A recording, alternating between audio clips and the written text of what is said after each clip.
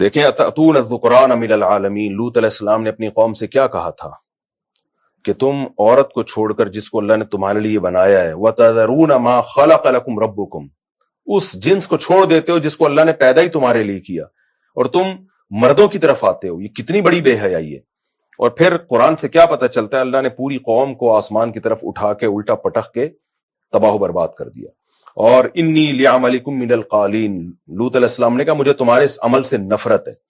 اور قرآن سے پتہ چلتا ہے لوط علیہ السلام کی قوم سے پہلے کسی نے یہ برائی کی بھی نہیں ہے. تو یہ نیچرل نہیں ہے، یہ فطرت سے بغاوت ہے.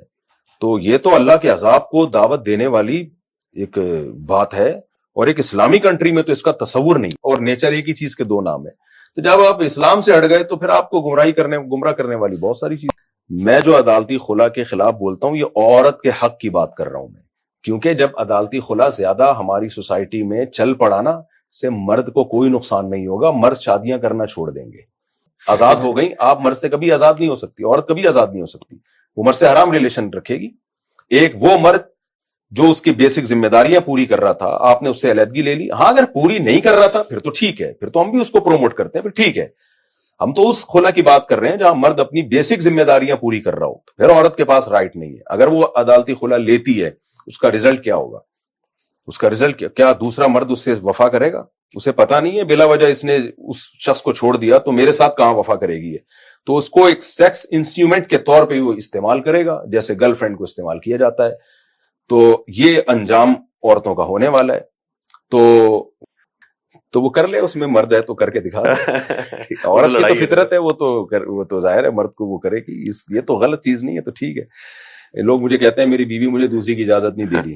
میں کہتا ہوں یہ ایسے ہے، قربانی کا بکرا آپ میرے پاس آئے کہ قربانی کا بکرا ذبح ہونے کے لیے لیٹ نہیں رہا، بھائی تیرے میں تپڑ ہے تو لٹا دے اس کو، نہیں تو بکرا نہیں لیٹے گا. تو عورت تو نہیں چاہتی کہ میرے اوپر سوکن آئے. یہ اسلام نے جو مرد کو 2 شادیوں کی اجازت دی ہے، یہ اجتماعی فائدے کے لیے دی ہے. یعنی جہاں ایک اجتماعی ضرر ہو تو انفرادی نقصان کو برداشت کیا جاتا ہے. دیکھیں نقصان تو ہوتا ہے عورت کو، یعنی اس کے ظاہر ہے. اسی لیے لوگ کہتے ہیں کہ آپ عورت کے حقوق کی بات نہیں کرتے. عورت کا تو نقصان ہی نقصان. جس سے شادی کر رہا ہے تو وہ بھی تو عورت ہی ہے نا. ہم تو جمشید سے شادی کے قائل تھوڑی ہیں، وہ بھی تو عورت ہی ہے نا. ایک عورت ایک مالدار آدمی کے ساری جائیداد اور سارا نان نفقہ ایک عورت چوس لے، اس سے بہتر نہیں ہے کہ شیئرنگ پہ ہو، یعنی اس مرد کے مال میں دوسری عورتیں بھی شریک ہوں. ایک عورت سونے کے نوالے کھا رہی ہے اور دوسری کو کھانے کو روٹی بھی نہیں مل رہی، وہ مرد تلاش کر رہی ہے، وہ اپنی جائز خواہش بھی پوری نہیں کر سکتی. تو یہ ظلم نہیں ہے کیا؟ باقی مالدار ہونا، اس لیے میں کہہ رہا ہوں کہ مالدار کے لیے کو رشتے ملنا آسان ہے.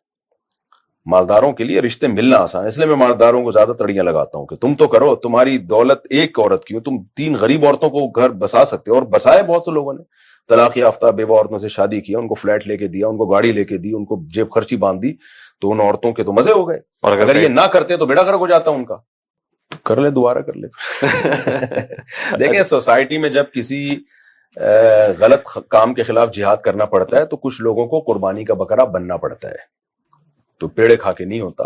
اس میں اس بات کا پورا امکان ہے آپ کی پہلی وائف چھوڑ کے چلی جائے، آپ اس کو نہ چھوڑیں لیکن پھر بھی چلی جاتی ہے تو یہ قربانی کا ہے. اس کو کہا جائے گا کہ آپ نے سوسائٹی میں ایک غلط رسم کو ختم کرنے کے لیے قربانی دی ہے. کیونکہ اس کی ضرورت بہرحال مسلم ہے کہ مردوں کو ایک سے زیادہ شادیاں کرنی پڑیں گی. نہیں کریں گے سوسائٹی میں زنا بہت تیزی سے پھیلے گا. یہ لڑکیاں در بدر کی ٹھوکریں کھائیں گی جو کہ کھا رہی ہیں، کچھ کر رہے. یعنی آپ ان کی حرام خوری اسی سے دیکھ لیں. یار ہم پہ کرو جادو، یار ہم بیٹھے ہوئے.